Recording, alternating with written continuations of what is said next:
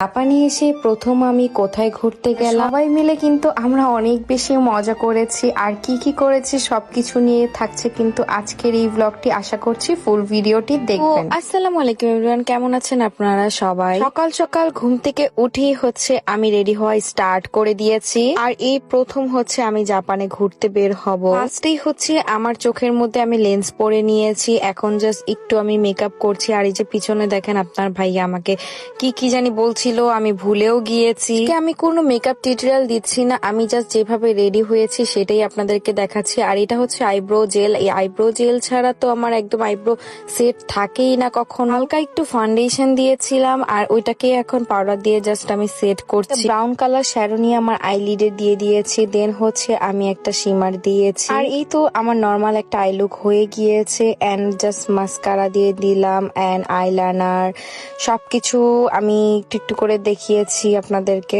দেওয়ার আগে আমি সবসময় একটু ঠোঁটটাকে লাইন করে নিই, কারণ তাহলে লিপস্টিকটা দেখতে অনেক বেশি সুন্দর লাগে। স্ট্রাগল এখন আমার শুরু, কারণ একটা লিপস্টিকে কখনো আমার হয় না, আমাকে একসাথে অনেকগুলা ইউজ করতেই লাগে। দেখেন একটার পরে একটা লাগাচ্ছি আর মুছছি, মানে কি একটা অবস্থা। মানে লিপস্টিকই আমার পছন্দ হয় না। লাস্টে যে হালকা হালকা একটা কালার এসেছে এটা রেখেই আমি বের হয়ে যাই। একটু কন্ট্রোল করছিলাম, দেন ব্লাশ দিচ্ছিলাম। ব্লাশ আমার সব থেকে বেশি পছন্দ। এই তো আমার মেকআপ ডান, একটা স্যাটেল একটা মেকআপ করার চেষ্টা করেছি। আজকে কিন্তু আপনাদের ভাইয়ার ফোন দিয়ে আমি ভিডিও করেছি, কারণ আমার ফোনটা নষ্ট হয়ে গিয়েছিল। সীমান্ত রেডি হয়ে গিয়েছে, সীমান্তকেও অনেক বেশি সুন্দর লাগছিল। তারপরে আমরা ফ্যামিলি সবাই মিলে বাসা থেকে বের হয়ে যাই। ও আপনাদেরকে তো বলাই হয়নি আজকে আমরা কোথায় যাচ্ছি। একটু পরে বলছি যে কোথায় যাচ্ছি।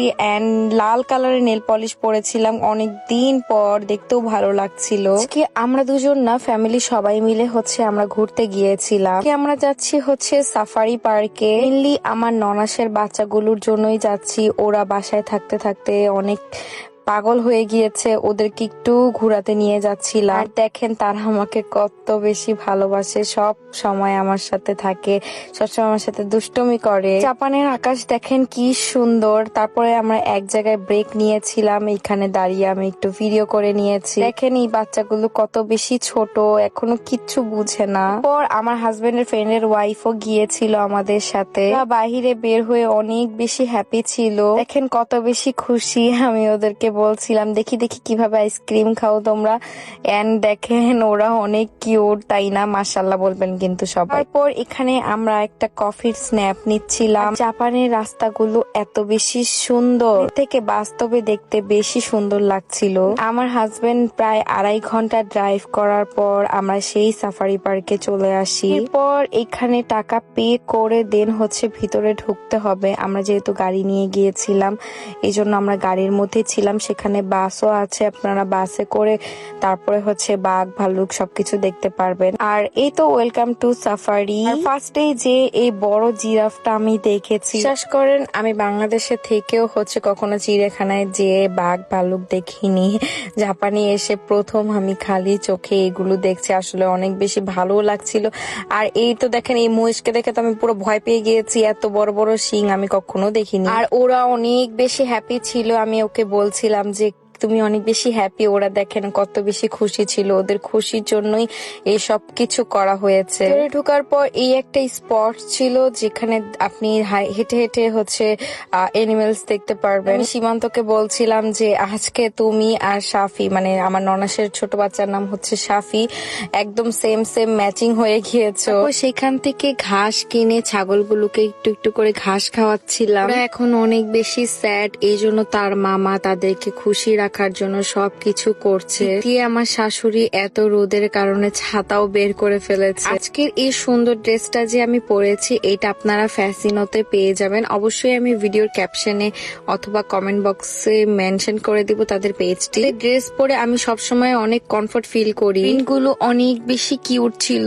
এখানে তো পুরো আমি ভয় পেয়ে গিয়েছিলাম, মনে করেছি যে আমার হাতি খেয়ে ফেলবে নাকি। তাদের মামা তো তাদের সাথেই বাচ্চামি শুরু করে দিয়ে। মাথার উপর বাঘ, মানে কি কি বলবো, এত বেশি ভয় লাগছিল। আসার সময় আমি একটা ট্রাইপড কিনেছিলাম এন্ড ট্রাইপডটা রেখে এভাবে ভিডিও করেছি, দেখছিলাম যে কেমন হয়েছে। এখানে সীমান্ত বলছিল অনেক বেশি গরম লাগছে আজকে, আসলে অনেক বেশি গরম ছিল। দেখেন কিভাবে বাঘগুলো আমাদের দিকে চেয়ে আছে, আর ওরা দেখেন কত বেশি সাহস, ওরা তো ভয়ই পায় না, আমি অনেক বেশি ভয় পাই।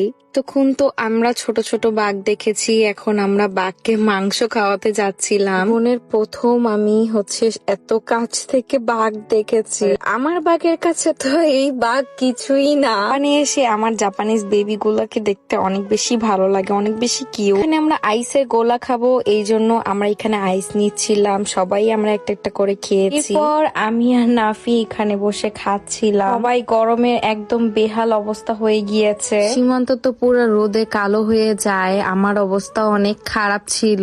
এই পানির ফোয়ারাটা দেখতে এত বেশি সুন্দর লাগছিল, সুবহানাল্লাহ, অনেক বেশি সুন্দর। আর এই প্রথম আমি পিঙ্ক কালার বক দেখেছি। পুরো সাফারি পার্ক কিন্তু আমরা গাড়ি দিয়ে ঘুরেছি, আর আমাদের গাড়ির সামনে এই উটটা চলে আসছে, আর আমরা অনেক বেশি ভয় পেয়ে যাই। মানে দেখেন দেখেন একদম পুরো গ্লাসের সামনে চলে আসছে। আর প্রত্যেকটা এনিমেলের ঘরে যখন যাচ্ছিলাম এভাবে গেট খুলে, আর এই সাদা বাঘগুলো দেখে আমার অনেক বেশি ভালো লেগেছে, আর কি সুন্দর করে খেলছিল। তখনই আর কি এই মোমেন্টটা চলে আসে তাদের। লায়ন, মানে এতগুলো লায়ন আমি আমার জীবনের প্রথম দেখেছি। আর ওরা ঘুমিয়েছিল, কতগুলো কতগুলো বসেছিল। প্রথম আমি চোখ দিয়ে দেখছি সামনাসামনি। সাফারি পার্ক থেকে বের হয়ে আমরা সামনে একটি পার্কে গিয়েছিলাম, আর সেই পার্কটা এত বেশি সুন্দর ছিল, পুরো পার্কটা একদম নিট অ্যান্ড ক্লিন।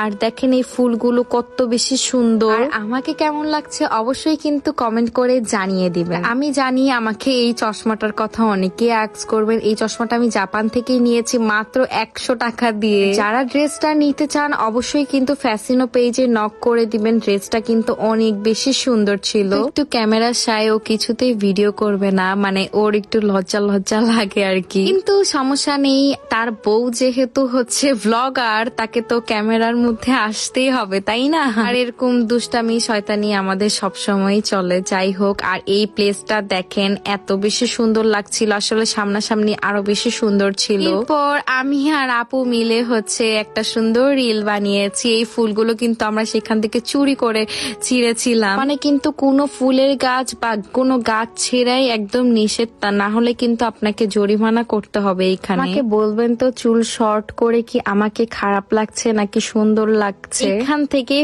আমি ফুলটা ছিঁড়েছিলাম, আর আমি আশেপাশে দেখছি আমাকে কেউ দেখছে কিনা, অনেক ভয়ে ভয়ে ছিঁড়েছি। যাই হোক, এরপর আমরা প্লে জোনে চলে গিয়েছিলাম। সেইখান থেকে এসে আর আমি আর নাফি এখানে গেম খেলা স্টার্ট করেছি। আসলে এই গেমটা খেলতে আমার অনেক বেশি মজা লাগছিল তখন। তবে আমাদের সারাদিন চলে যায়, এরপর বাসায় চলে আসি। বাসায় এসে আমি একটা গাছ কিনেছিলাম এন্ড টপ কিনেছিলাম, ওইটাকেই জাস্ট আমি আনপ্যাক করছিলাম এন্ড আপনাদের সাথে শেয়ার করছি। আগের দিন যেখানে গাছ কিনেছিলাম সেখানে এই গাছটি দেখে এসেছিলাম, বাট কোনো কারণে যেন আমার নেওয়া হয়নি, আর আমি কালকে নিয়ে এসেছি। আমার প্ল্যান্টস এর উপর একটা উইকনেস কাজ করে, যখনই গাছ দেখি না তখনই কেন যেন নিতে ইচ্ছে করে। সীমান্ত তো পুরো বিরক্ত হয়ে যায়, এত কেন তুমি গাছ কিনো? ওকে বলছিলাম যখন আমার বাসা হবে আমি তো পুরো গাছ দিয়ে ভরে ফেলবো, তখন তুমি কি করবা? যাই হোক, আজকের ব্লগটি আর বড় করছি না। সবাই ভালো থাকবেন, সুস্থ থাকবেন, আল্লাহ হাফেজ সবাইকে।